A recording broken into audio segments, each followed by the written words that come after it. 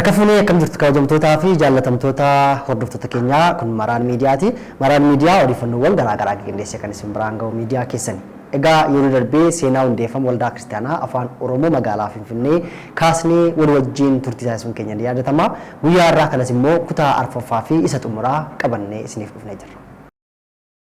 Egaa dhimmi tajaajila afaan Oromoo waldaa kiristaanaa magaalaa Finfinnee baay'ee hammaachaa deemee waldootiin kiristaanaa iddoo lamatti qoodamanii garri tokko rakkoon qabu yeroo naa kennamuuf namoonni afaan Oromoodhaan tajaajiluu barbaadan tajaajilamuu barbaadanis itti gargaaramanii yaada jedhu qabatanii garri kaan ammoo lakkiin barbaachisu afaan Oromoodhaan waldaa keessatti tajaajiluunis tajaajilamuunis dhorkaadhaa yaada jedhu gama kan biraatiin ejjennoo kan biraa qabatanii rakkoo kana tasgabbeessuudhaa fi yeroo sanatti pirezidaantii Makkaana Yesuus Itoophiyaa kan turan Lubii Yaadasaa waldootii kiristaanaa irra deemuudhaan fala akka hin argatuu fi waldootiin kiristaanaa dhimma kan akka isaan fudhatan gochuudhaa fi yaala akka turan dubbatu. Kana biratti ammoo waldootii afaan Oromoodhaan tajaajiluuf fedhii qaban immoo jajjabeessaa turres jedhu. Kana gochuu isaaniitiif garuu waldaan isaan itti waaqessan waldaan Makkaana Yesuusii Makkaannisaa miseensummaarraa ifatti waldaa irratti jechuudha. Isaan naqxe. Waldaan immoo karaa bukkee warra afaan Oromoo kuni inni gullallee jalqabamee itti kaa'ame namooti baay'eetu dhaquutti ka'echi. Makkaannisatti hin jalqabame.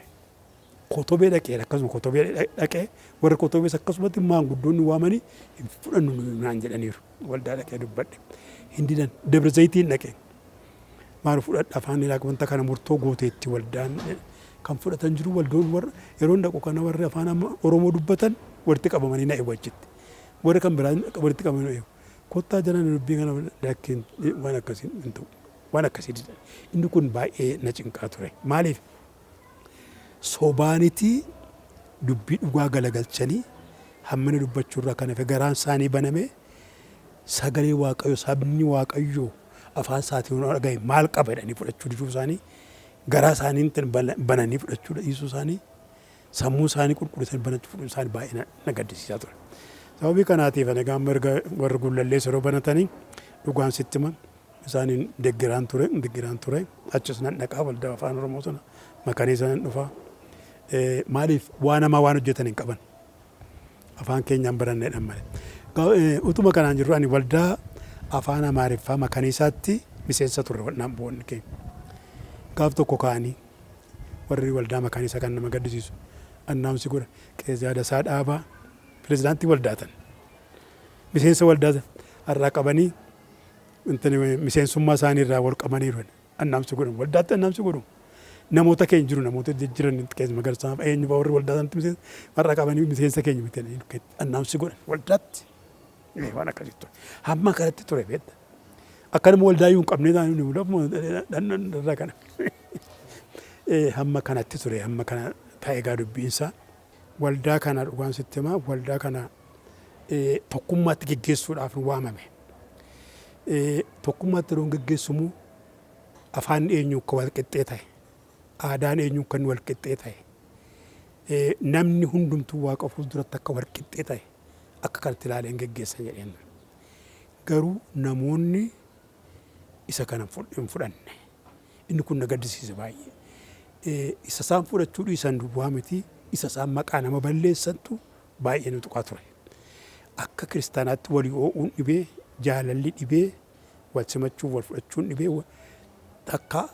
Akka gwaddinyaa kan turre walii wajjin nyaataa kan turre walii wajjin kennaa qulqulluutti dhiyaataa kan turre walii wajjin sagalee waaqayyoo dhagaa kan turre geggeessaarra kan turre adda adda baanee inni tokko hamachuutti ka'e maqaa balleessuutti ka'e inni kun na gaddisiisa ture.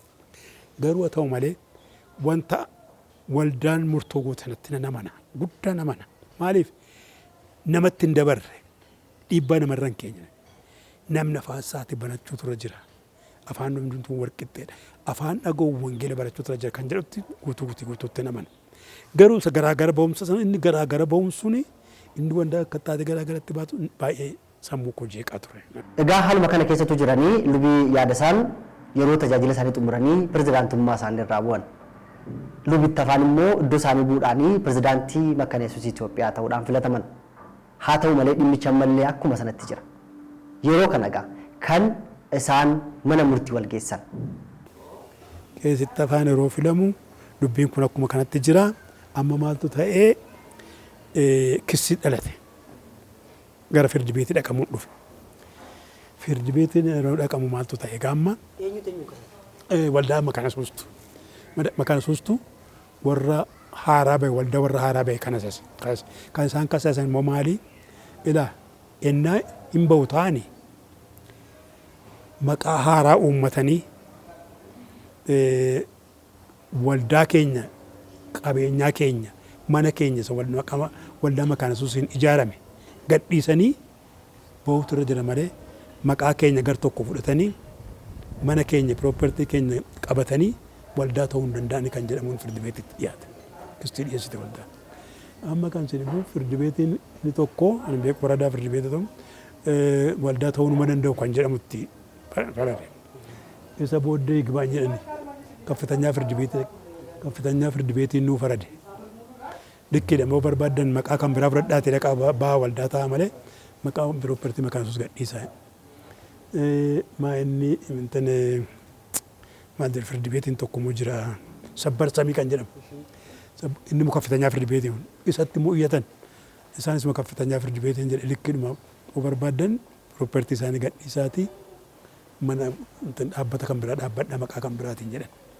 Amma cinqiidhu egaa warra amma lakkiin ilma turraa makaana suusti deebinee waldaama keessa turraa kan jedhuuf ammoo warra dhiibnee baana kan jedhutu gidduu rakkin dhalate. Amma kana irratti egaa nuyi maal goonee waldaan kun amma araaramuutu irra jira kan jedhamu qaban. Isa kana keessatti dhandhee ani dhugaadhumatti araarritu ta'e gaariidhumaan kan jedhu qaba turumaamni. Amma hin araarsina jennee warri biyya Ameerikaa jiranis waldaa miseensa waldaa makaana suus kan ta'ani kottaa dhandhee araarsina warra achiidha feetuun niwutiraalii ta'uu hin danda'ani. Niwutiraaliidha bakkee jirraa bu'aasa waldaa kana keessa hin argannu kottaa dhandhee araarsina inni kaane. Qees Tasfaayee Dinaddeefaa, Qees Firaansis Istifaanos, Indaalkaachoo kan jedhamu jira, Indaalkaachoo Kidaana Waldi, tokkommoo namichi tokkommoo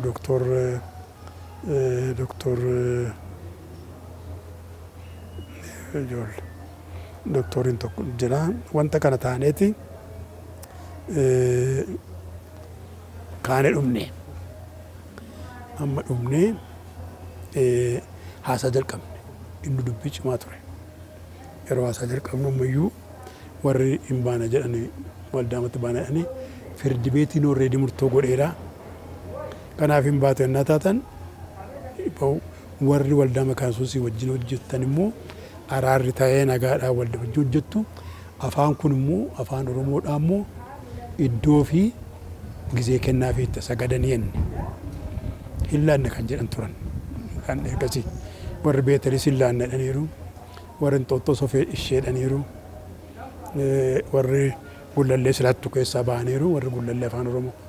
Kanaan dhumnee walitti yeroo qabnee jennu isheedhanii nagaa buufnee. Egaa seenaan sun hundumtiyyuu darbee har'a garuu seenaa kan biraa jira. Waldootiin kiristaanaa magaalaa Finfinneef naannoo isheetti afaan Oromoodhaan tajaajila kennan baay'eetu jiru. Abbootiin yeroo sana rakkina sana hundumaa keessa darbanii Waaqayyo isaan jiraachisee umurii isaaniif laatee guyyaa har'aa kana kan argan garaa keenyatti nu ciisaa jedhu. Waaqayyonis guddaa galateeffatu. Wantan argaa jirutti gammachuu guddaatu natti dhaga'ama. Amma egaa seenaan kun seenaadhuma baay'ee dheeraas miti seenaa waggaa 30ti. Garuu seenaa waggaa 30 keessatti hojjetame immoo hin fakkaatu.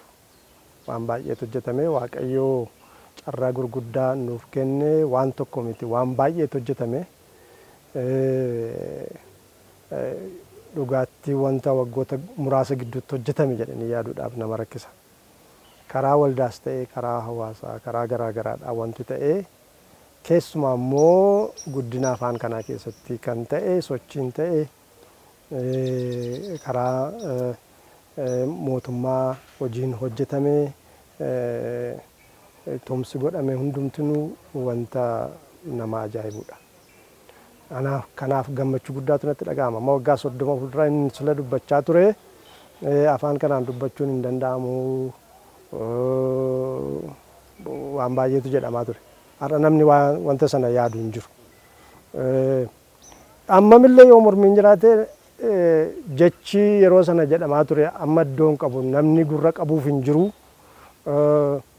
Ijoolleen baay'een yeroo sana nama gurguddaa baay'eetu inni nuyi itti jirru kuni sirrii kan hin taanetti namoonni keenya iyyuu jedhaa turan dubbachaa turan caalaan kan mormaa ture kan hojii keenyaan adeemsa waldaa sagantaa iddoo kanatti geggeeffamu kan mormaa ture namootuma keenyadha namoota Oromoo ta'an kan mormaa ture muraasa miti baay'eedha waldaa keessatti. Kanaafi Waaqayyotu nu gargaare Waaqayyo garuu hojii isaa hojjete hojii dinqii maaliif hojjete akeeki Waaqayyo hojjete fiixaan bahee malee karaatti namni maaliif waldooti nama waldaan gullallee kana olaalte magantan makaan isaas jiru olaalte kotobii ennaa olaalte naannootti ijaaramaa jirtu olaalte guddina fide waldaan wangeelli namoota eenyuufuu karaa qaamaas karaa hafuuraas karaa lubbuu karaa sammuu hundumaa bilisummaa kenna namaaf hundumaa bilisummaa kana namni harkatti qaban waaman afaan isaan dubbachuun irra kan jedhamu waan akkasi takkaa waan yaadame kiristaanni immoo kana gochuu hin danda'u kiristaanni kun gaariidha maaliif hin ta'e jedha indaa'umete otoo isaan waldaa cabsatanii mana kana keessatti sagannaa isinii wajjin taana waldaan nu kennaa jenna kana gammachuudhaan fudhatanii gochuun tura jiru kana gochuu dadhabanii kanaan waldaan yeroo sana rakkina akkasii keessa lixxeechuuf kan jedha. Ani namatu godhe ogummaa isaatiin kanan jedhuuf keessaan takka hin qabu. Waanti nu taasifnu waanti dubbannu iyyuu waan Waaqayyo afaan keenya keessa kaa'e malee mormiin akka jirutti utuu mormii kan inni ilaalla ta'e gara booddeetti nu deebisa ture. Yeroo nuti itti aarre hin jira, yeroo nuti itti gaddine hin jira. Garuu galgala finnee fuula Waaqayyootti yeroo agarsiifnu Waaqayyo karaa nu banee irra isaa nu adeemsisu argina. Moo'ichi kan Waaqayyooti yeroo hundumaa. Isuma kananii ijoollee ol adeemtuu bara si'anaatiif kanan dubbadhu bara xinnoo darbuuf jettu kanaa jedhanii isa darbuu hin dandeenye jireenya bara bara akka hin dhabneef mana Waaqayyoo keessatti cimanii akka isaan of eeggatan barichi bara gadheedha. Isa kana inni itti himuu barbaada. Isa kana akka isaan baran hin barbaada. Yeroon kun yeroo dhumaati. Yeroo dhumaa kana keessa immoo wanti darbuuf jiru akka nama hin fudhannetti fuula Waaqayyoo barbaaduu isaanirra jira. Dhuguma waldaan nagaa taateennaan siyaasichis hawaasichis nagaadha. Dhugaa dubbachuudha. Yoo waldaan dhukkubsatte kun hundumtuu dhukkubsata. Kanaaf ani waldaadhaa fi abdii guddaatu jiran jedha. Waldaadhaaf abdii guddaatu jira. Ammas guddina waldaa keessatti nuyi argaa jirru inni sirriin jechuudha. Inni sirriin kan inni argamaa jiruuf sababii ijoolleen keenya dargaggoonni shamarran guddina sirrii guddataa jiraniif waldaa keessatti qabamanii sababii isaan guddataa eegamaa tole jedhanii dhagaa barachaa waan jiraniif. Kanaaf geggeessitoonni hooggantoonni jajjaboon waldaa keessaa ba'aa jiru sadarkaa biyyaatti iyyuu jechuudha. Waldaan kiristaanaa hundeeffamuu isheerraa jalqabee hariirama gurguddaa keessa darbaa dhuftee nuun jedhu abbootiin kun. Egaa hariiramni yeroo sana tures qaamuma hariirama waldaa kiristaanaa rakkina waldaa kiristaanaa keessa darbitu keessaa isa tokkodha. Waan haaraa miti waan jedhan fakkaatu. Egaa bara amma keessa jiraachaa jiru kana keessatti immoo akka addunyaatti, akka biyyaatti, akka naannoo keenyaatti waldaan kiristaanaa hariirama bifa garaagaraatiin isheerra gahu keessummeessaa jirti. Kanaaf immoo dhaloonni kun hubannaadhaan waan hundumaa qabachuu geggeessuu qabaa ergaa jedhus dabarsaniiru. Rakkinni yookiin immoo chaalenjiin bifa isaa geeddaratee iddoo garaagaraattuu jira. Waldaa keessa jira. Waldaa keessa bifa isaa garuu geeddarata. Bifa waggaa 10 dura dhufe dhufu warra bifa isaa geeddarata. Kanaaf iddoo ari'atamuun yookiin chaalenjiin immoo waldaa keessa jiru immoo jabina waldaatiif ta'a. Fakkeenyaa yoon sitti mee xaa'oon midhaan tolcha malee midhaan balleessu. Ari'atamuun waldaa guddisa malee waldaa hin xinneessu. Bartoonni Kiristoos utuu ari'atamuun hin turre ta'ee Yerusaalem keessatti hafu. Wangeelli akkuma isaan biyya sana keessaa Yerusaalem keessaa baadiyyaatti badaniin duukaa dhaqe lafa dhaqan hundumaatti barsiisaa wangeela lallabaa deeman. Isatu har'a nu gahe. Utuu gaafas isaaniin ari'atamne har'a wangeela hin dhageenyu nuti. Isa dhageenye immoo dabarsuun nurra jira waan ta'eef bifa isaa geeddaratee isa dhufu kana utuu hin sodaatin Waaqayyoon qabatanii itti cichanii amantii qaban itti cichuun nama barbaachisa. Amantiin kun amantiin baay'eedha biyya lafaa keessa. Amantiin kun immoo yoo beekanii ilaalanii filatanii qabatan ta'e nama joonjissa. Amantiin nama joonjissa tuun ta'e warra barsiisu nama joonjissa. Warra geggeessu nama joonjissa. Warra barsiisu kana warra nama geggeessu kana baruutu irra jira baay'eessa godhanii. Hundee isaanii, baakgiraawundii isaanii, beekumsa isaan qaban, ogummaa isaan qaban. Amma jabana kana keessa akkuma jettee waa'ee horiiti. Biyyi lafaadha. Horiin kun dhugaadhumatti beekamaadha. Horiin nama wal caasisa.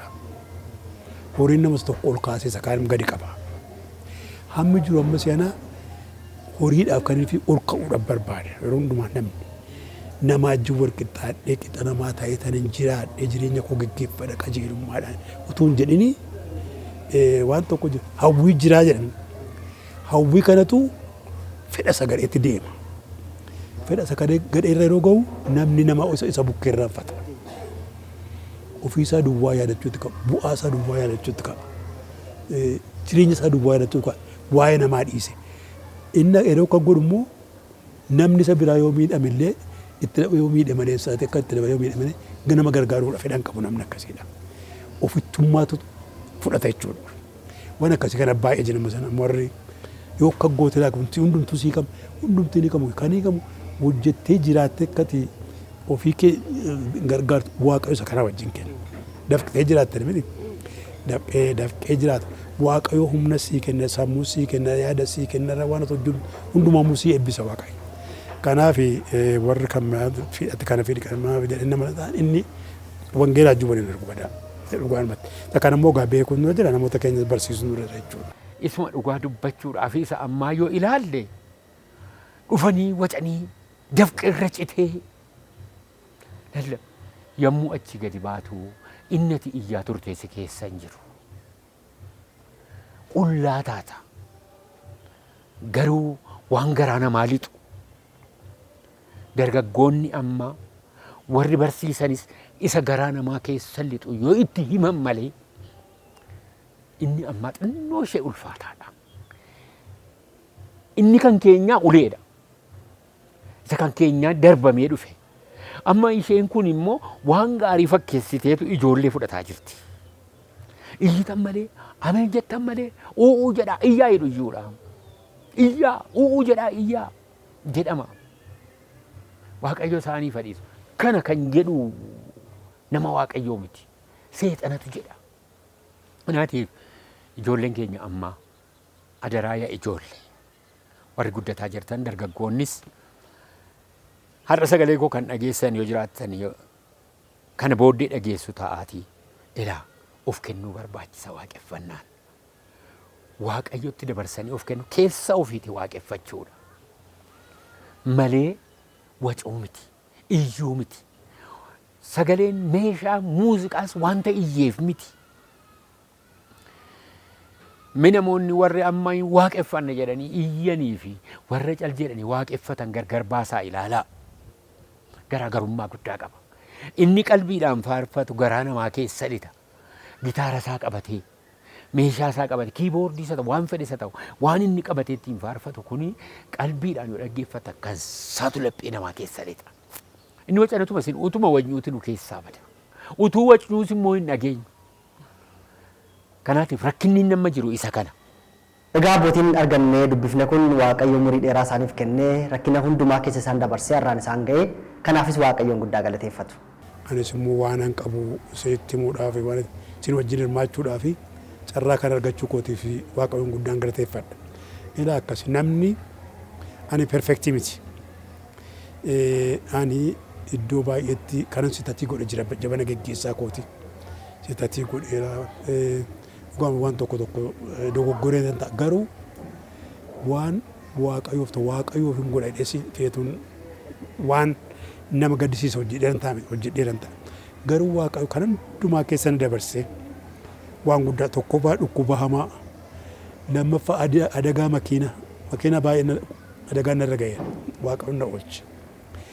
Lammaffaa yaada karaa namaa dhufu kan namni namatti yaadu hammina hundumaa keessan dabarsee na eegee maatii naa kennee ijoollee naa kennee firoota naa kennee hamma maatiin na ga'ee umurii dheeraa naa kennee waaqayyo isin naga'u isaatii fi waaqayyoon guddaan galateeffadha. Amantii jireenyaa kootii tokkoffaa waldaa kiristaanaa makaana Yesuus isheen keessa jiraadhe isheen itti keessatti guddadhe isheen tajaajila kanatti baay'een boonnan gammada. Maaliif barsiisi waldaan kiristaanaa makaana barsiiftuu barsiisa wangeela qulqulluu wangeela dhugaa wangeela nama guutuu taasisu wangeela nama jireenya itti horuudha. Namni beekee hubatee amantiisaa baree akka inni jiraatu ofiisaas baree naannoo isaas baree namootas kabajee ofiisaas kabajee akka inni jiraatu kan godhu kanatti nan gammada. Dhugumatti wangeela qajeelaa malee namana. Dakkata dhuguma sitti maayirooni ansi achi gaa umuriin koo gabaabbateera du'u kooti jedhee kana yeroon itti yaade achi gaa kana caalaan jiraadhu dheeroo itti yaade jira. Waaqayyo garuu umurii dabalee umurii kootti natti naa dabalee mana jiraachiseera. Isa kanaafis nan gammada. Dhugumatti hamma hin danda'etti immoo hamma hin danda'ettani jireenya koo keessatti nama miidhuudhaaf yoo wallaaleetu hin beekin yaada malee godhe malee nama miidhuudhaaf hin yaadu. Nama nan kabaja nan jaalladha. Waaqayyos immoo an akka adutti namoonni baay'een garraamiidha naan jedhu obsa qabeessas naan jedhu kan hunduma waaqayyos naa godhee naa kennee ammarraatti na eegee kanaaf guddaan gammadaa. Waaqayyoon isin guddiseen galateeffadha. Isinis immoo fayyaa ta'aa waaqayyo isin haa eebbisu. Warra har'aa dhufaatu warra boriis ta'a. Waaqayyo immoo umurii dheeraa isiniif isaa kenna. Gara dhumaatti waan an dabarsuu barbaadu tokkoffaa galataa waaqayyo isin haa eebbisu isiniinis nan galateeffadha. Inni lammaffaan bara sana kan turan obbo Haayiluu Tarfaasaa guddaa galateeffachuun barbaada. Yeroo sanatti immoo waamicha sagantaa afaan Oromoo kun jalqabamu jennee waamne warra akka Qeessifarraa, warra akka obbo Immiruu, warra akka Takluu Taaffasee, warra akka obbo Haayilee namoota kana fakkaatan baay'eetu jiru. Tole jedhanii dhufan galateeffachuu barbaada. Kana addanaan ga'e isaanii wanta ta'eetii fi waaqayyo isaan eebbisu jechuun barbaada. Bara sana faarfattoota dhaabatantu jiru. Bara sana faarfattoota yeroo dhaabbanne sanas akka faarfataattis akka jaarsa waldaattis akka wangeelaa abbaa wangeelaattis ta'ee nama rakkisaa ture hundumaan rakkisaa ture wanta ta'eetii fi bara sana hundumaa tole jedhanii ba'aa keenya baatanii waldaan kun akka dhaabatu kan nu godhan faarfattoota baran sana dhaabatan mana isaanii keessaa immoo barcuma nuu kennanii isa irra ta'an nuu kennanii nu gargaaran bara sana warra akka Aadde Liidiyaa amma biyya jiranii ala jiru. Warra akka Aadde Birhaanii warra akka mana Qees Malkaamuu isaan kana hundumaan galateeffachuu barbaada. Isaaniin dhaabbatee kana booddee horiin walitti qabamte kun isaa har'aa kana bituu dandeesse wanta taatee fi isaaniin an galateeffachuu barbaada. Warra akka Obbo Haayilee fa'aa warra akka haadha mana Obbo Haayilee maqaa isaanii naa himi Aadde Yaadasee isaan kana hundumaan galateeffachuu barbaada. Namoota isin irraanfadhe immoo dhiifama naa godhaa garuu isin galateeffadheera fira ko. Qeessonni bara sana turtan nu gargaartan qeessii taatanii nu dhaabattanii qulqulluu jettan qulqullaa waaqayyo isin haa qulqulleessu ulfaadhaan isiniin jechuu barbaada. Warri amma immoo jabaattanii tajaajilaa jirtan jabaadhaa. Hojiin wangeelaa hin dhaabanne ammayyuu abidda fura qabate ta'ee itti fufuutu irra jira. Finfinneen kan keessan ijoollee dargaggoo warri taatan warri akka koo hiriyaa taatanii rifeensa adii biqilchitan yookiin immoo moluu taatan immoo jabaadhaa ijoollee keenya guddifannaa waaqayyo isin haa jabeessu jechuun barbaada. Kana duwwaan jechuun barbaada. Gooftaan isin haa eebbisu. Gooftaan hunduma keenya wajjin ta'u biyya nagaa nu haa jiraachisu. Egaan kabajamtootaaf jaallatamtoota hordoftoota keenyaa seenaa hundeeffama waldaa kiristaanaa afaan Oromoo magaalaa Finfinnee irratti xiyyeeffatee kutaa garaa garaatiin qindeessilee kan isin biraan gahaa turre kanumaan kan goolamu ta'a. Maraan miidiyaa odeeffannoowwan garaa garaa qindeessee isin biraan ga'uusaa kan itti fufu ta'a. Isinis YouTube keenya subscribe gochuudhaan yaada qabdan nuuf qooduudhaan maatii Maraan miidiyaa ta'a. Ulfaadhaa.